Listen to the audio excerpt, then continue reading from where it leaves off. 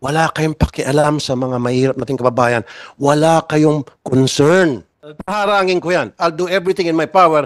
Harangin ko yan at hindi matutuloy yan. Trust me. Kayo sa PCSO, parang sa tingin nyo, you guys are very special. I don't know kung anong pinagmamalaki nyo, lalo ng boss nyo si Robles. We sent a letter to you last several weeks ago para sa hearing na ito. And you sent us a letter saying hindi kayo makaka-attend lahat. And nagpa-reschedule ang PCSO. Nung magpa-reschedule kayo, tinanggap namin yung rescheduling ninyo, and then only for us to receive a letter stating na hindi na naman kayo makakadalo. Ang yabang ninyo sa PCSO, ano bang pinagmamalaki ninyo? Anong meron sa PCSO? Samantalang lahat ng mga agency ng gobyerno, pag pinapatawag sa Senado, pumupunta kayo sa PCSO, hindi. Ano meron sa inyo? What makes you so very special? Kayo mismo ang humingi ng reschedule, and then pagdating nung date na pinatos namin, yung date na binigay nyo, a week later, para sa hearing na ito, magpapadala kayo ng sulat, last minute, na hindi kayo maka-attend. Samantalang lahat ng agency ng gobyerno, pag may hearing, pinapatawag sa Senado, pumupunta.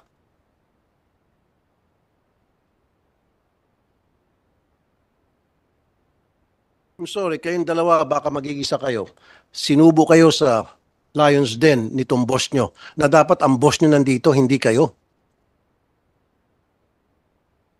No, let me speak first. Diba? Nagpadala kami ng invitation sa inyo ahead of time, way ahead of time. Hindi kayo kumibo. And then last minute, sinabi nyo hindi kayo maka-attend dahil launching ng e-lotto. At nag-request kayo ng reschedule for another week. Kayo pa mismo nagbigay ng date. And we said, okay. And then pagdating ng date na yon, the day before, hindi ulit kayo maka-attend. Lahat. Kung hindi pa ako nagbanta na magpe-privilege speech ako at ipapasampin ako kayo, hindi pa sana kayo mag-attend. May umattend nga, dadalawa lang. No, galit ako. Kasi lumilitaw na meron kayong pinagmamalaki. Nagmamayabang kayo sa PCSO. Go ahead, Attorney Contacto. I'm not mad at you because I don't know you. I don't have anything personal against you. Galit ako sa sistema na inilatag nyo na kung saan kayo po'y nagmamayabang. Diyan sa PCSO. Not you personally. I'm sorry. Kung ikaw ay na-offend, it's not about you.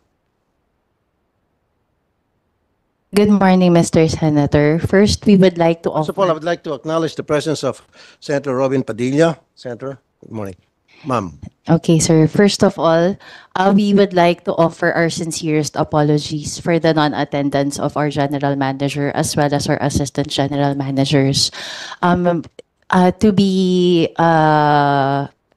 frank, Your Honor, the only reason why we're requesting for an extension is because the launch of our PLS is due on October 1. Now, why is it of such importance? The current system that we are using as of now, No, let me cut you off. Nung kinancel nyo yung unang patawag namin, kayo mismo ang nagbigay ng date kasi sabi nyo meron kayong e-lotto launching, and then you guys gave us the date na available kayo. And then when we said, okay, sige, yung date na yon isa-set natin for next hearing, kayo po nagbigay ng date, and then last minute, the day before, sabi nyo hindi kayo maka-attend. Lahat kayo, parang boycott. Yan sinasabi ko, ano bang pinagmamalaki ng PCSO? Ano meron sa inyo? Anak kayo ng mga Diyos? Your Anak Honor, kayo ng Diyos din sa PCSO? no, Your Honor. I would like to explain the reason for our requests. No, you don't have to request. Nagmamayabang kayo siguro that the least that you can do is apologize. Sir, which is why I'm asking for an apology, Your Honor. And I'm explaining the absence of the resource persons who can explain and answer your questions in detail. No, Ma'am Attorney Contacto. Remember, nung unang hearing na sinet namin, that was last week, and you were given notice way ahead of time, umuo kayo, and then last minute, sabi nyo, launching ng iLotto. Wait a minute. And we said, okay. And then kayo mismo ang pumayag na iset it, to set the hearing for another date. Okay? So, dapat nakapag-adjust na kayo. Dapat nakita niyo na po yung schedule ninyo na kung pwede ba kayo hindi a week later. And then, all of a sudden, hindi na kayo pwede. Come on. Come on. Mr. Senator, I have a copy of the letter that we sent. There was no mention of the iLotto.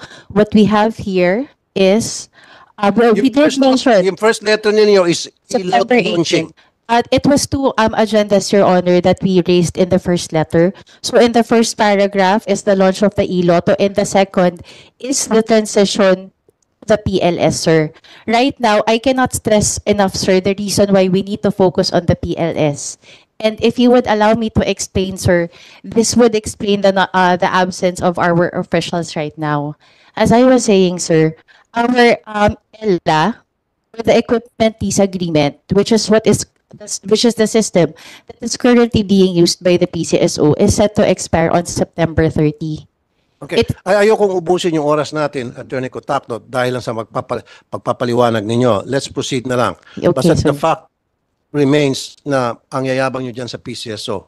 This is the first time it happens dito sa Senado na twice in a row, last minute, magka-cancel, magbo-boycott ang isang agency para sa isang hearing, napaka-importanting hearing na patawag ng Senado. First time in history, for your information. Nagets nyo? We apologize, Your Honor. Thank you. Sino ba kasi may pakanan itong iLotto na to? Sige nga. Bakit gawin yung electronic itong loto?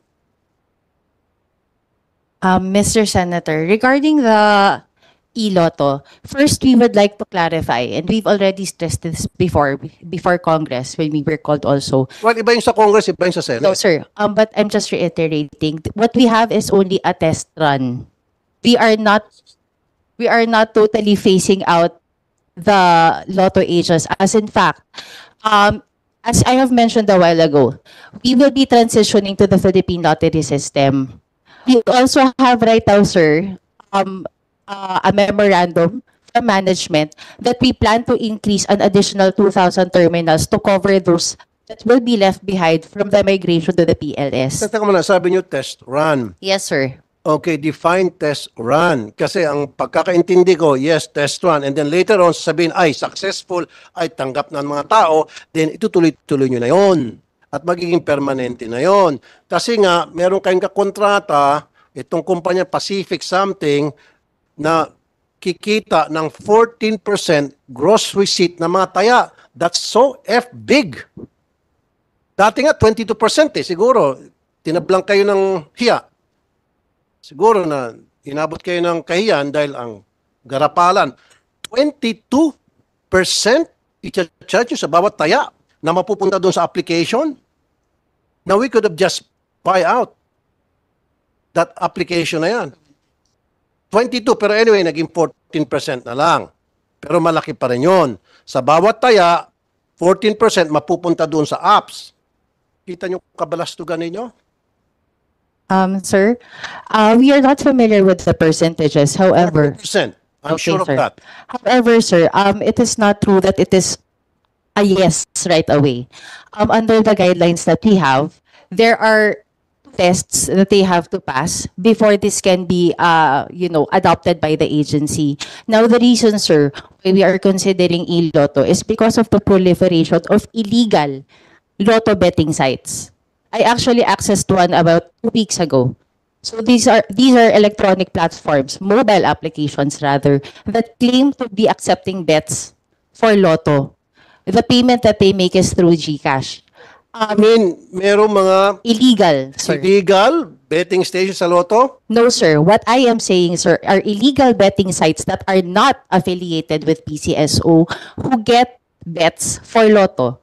They get, And because of that, kaya kayo mag-open sir, iLotto? Sir, the agency, Application? Your Honor, the agency is losing, I think, about 4 billion from these illegal betting sites. Okay, give me a list of that. Give me a record of that. We will be giving you, sir, the list of the illegal betting sites as well as the illegal mobile applications that No, use ang the alam ko ticketing na nets. ang ginigirilya o nagkakaroon ng illegal patayan, STL. No, pero sir. sa loto, no. There are also illegal. We will be giving you, sir, a list of all the websites, illegal Okay. websites, as well as the illegal mobile applications. Alam mo, Attorney Contacto, alam naman ng lahat, okay, kahit na bata, matanda, na merong lotto betting stations. Yung sinasabi nyo, yan ay testing pa lamang. Eventually, magiging regular na yan, magiging permanente na yan. Huwag nyo naman kaming bulahin. Huwag nyo naman kaming lukuhin. Sir, just because that No, platform alam will ba, be here. you're young and you cannot fool me. Kayo dyan sa PCSO. Eh yung boss nyo nga dati may involved sa katiwalaan sa LRT. Tapos lulukuhin nyo kami. Alam mo ba yung boss mo, di ba? Nasangkot sa katiwalaan yan before. But anyway, you don't have to answer that because that's besides the point. Oh. Sangkot sa katiwalaan yung boss mo. Tapos ngayon magmamayabang kayo sa akin. We are not being arrogant, Your Honor. What I am just saying is that we need to take steps to counter these illegal betting sites. Then kung may mga illegal betting sites, then call the police, the NBI. And we did, yes, sir. Well, then you don't have to change the system just because may mga illegal sites para kayo ay magbubukas na another problema. That's another problem by coming up with e-lotto because yung e-lotto pwede nang tumaya pati mga bata. I beg to disagree, sir. No? Yes, sir. Because under our guidelines, it is required that a KYC procedure will be undertaken strictly before any bettor can access our platform. So the KYC that our platform has would require a potential bettor to submit 2 valid government IDs and a face scanning system. Halatang bago ka, halatang bagito ka. Okay, KYC, know your client. Yes. Pwede naman mag-utos ng mga bata, ng driver nila, ng kasambahay nila. Pwedeng utusan ng bata ang nakatanda sa kanila. Ganon din yung ginawa ng isabong. May mga KYC din yung isabong. Pero, ano nangyari? Lahat tumataya. Nakataya. No. Yung sinasabi mo KYC, naintindihan kita. Pero makakataya pa rin mga bata. Sabi ko kanina, pwede naman utusan ng mga bata ang mas nakakatanda sa kanila. Pwede nilang utusan yung kanilang driver. Pwede nilang utusan yung kanilang gardener. Pwede nilang utusan yung barkada nila. Pwede nilang utusan yung magulang ng kanilang tropa. Your Honor, if I may po, sir. Sir, just to clarify lang po.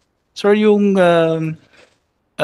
e-lotto po, actually, ang nilaunch pa lang naman po under the guidelines is test run para dun po sa system lang po.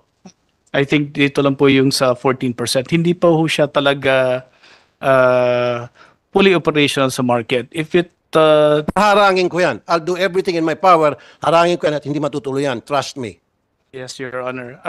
If I may just po, in-explain ko lang po kasi yung sa yung existence po niya ngayon is for a year po, and then after that, if it is successful po and viable for PCSO in the market. Kaya nga, pag naging successful and viable, itutuloy-tuloy. Tama?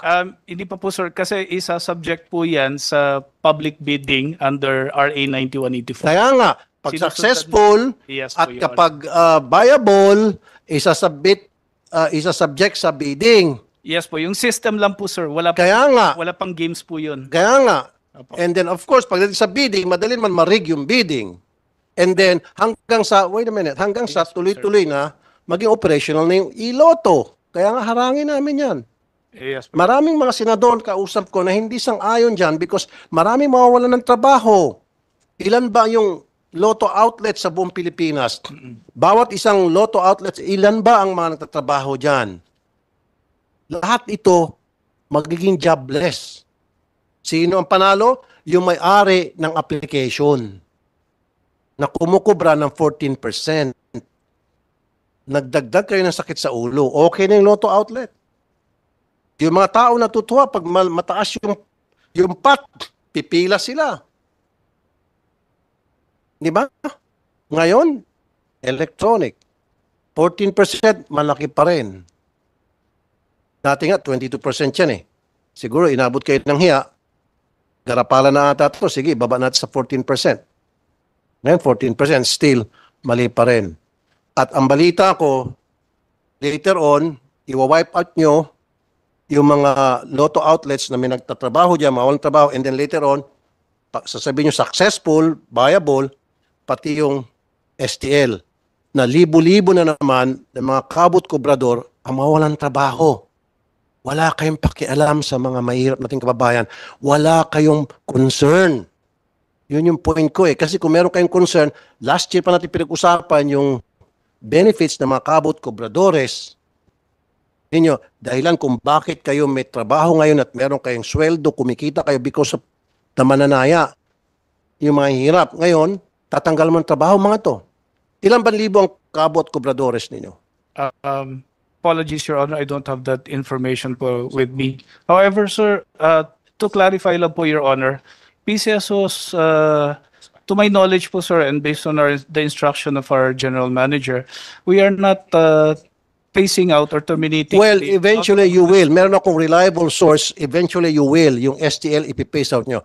No, kahit na anong iling mo, Iha, mag-iling ka na hanggang gusto mo. Okay? Hanggang gawin mo trompo yung ulo mo sa kailing, meron akong reliable source na eventually, pati yung STL, gagawin yung electronic sa taya. It's okay. Umiling ka lang. Sige, bigyan kita 1 minuto. Umiling ka na, umiling. Your Honor, the e-lotto po is just an expansion and addition po to our existing fixed. Alam mo, attorney, sir, ma'am, Yes po, sir. attorney, kahit na anong klaseng palusot ang gagawin nyo, alam ko naman ang endgame nito. May isa sa katuparan yung plano ninyo. At ano yung plano na yon? May kumita na malaki at the expense of the poor people. Ito, 2,000 terminals, lotto terminals, lotto agents, nationwide, ay napasara na ninyo. Sinabi nyo due to low sales. Pero ang reason ay sapagkat papasok ng iloto. 2,000. Isipin mo ilan mga empleyado ang nawalan ng trabaho. Empleyado na nagtatrabaho sa lotto outlets na yan. It doesn't make sense. Magtatayo kayo, mag-uumpisa na yung iloto, electronic, and then mag-recruit kayo, magtatayo kayo ng more lotto outlets. It doesn't make sense. Your Honor, to clarify. Sandali lang, sino pang papayag na magtanggap ng offer ninyo para magkaroon ng lotto outlets? In fact, nandiyan ng electronic. Your Honor, to clarify, the 6,500 were the number of terminals that were acquired by the former management for the Philippine lottery system. You mentioned about the 2,000. As of September 19, the management has released a memorandum for the lease of an additional 2,000. I think, sir, the confusion comes from the fact that the PLS is different from the e-lotto system, sir. So the PLS is simply a migration of the system for lottery itself and not the betting platform Ma'am, mismo. huwag ka muna gumamit ng mga acronym. Kayo lang po nakakaintindi. Ay, sorry, sir. So, Ano yung PLS? Philippine Lottery System, it will be the new system used by lotto agents in their businesses. The reason why there are only rather 6,500 terminals was because that was the number that was procured by the former management, not by the management, not by the current Kaya nga, management. 6,000, di ba? Yes, sir. However, Magdadagdag kayo ng yes, sir. 2,000. Yes, sir, we will. Despite the fact na kayo ay maglo-launch na ng iloto. Yes, sir. Yan nga sinasabi ko kanina, it doesn't make sense. Kahit na ako, tingnan nyo ako, attorneys, kayo mga abogado, okay? O sabihin natin kayo, magkakaroon na ng iloto. Kayo ba papayag na magtatayo ng lotto outlet? Na alam nyo naman, mas ipiprefer pa ng mga tao na tumaya na lang online kaysa pipila. Hindi na maging viable yon. Nagsara na ngayon 2,000 eh. Ngayon mag-open kayo ng another 2,000. Lokohan to. Sino pinagluloko nyo? Lokohan yung lalo yung panot. No. You're making a fool out of us. No. Mag-open kayo ng more lotto outlets and yet nandiyan na parating na itong iloto. Sino pang tataya sa Lotto outlets na very convenient, pindot-pindot lang sa cellphone, makakataya na sila. Mababangkrap. It will be no longer viable. Kaya sabi ko, umit ang ulo ko, eventually, mapipace out na ito. At ilan ang nagtatrabaho dito sa mga Lotto outlets? Maging yung may-ari niyan, na inaasahan, na negosyo nila, na may ibang pamilya din yan, may mga anak din yan. Maraming maapektuhan doon sa electronic lotto.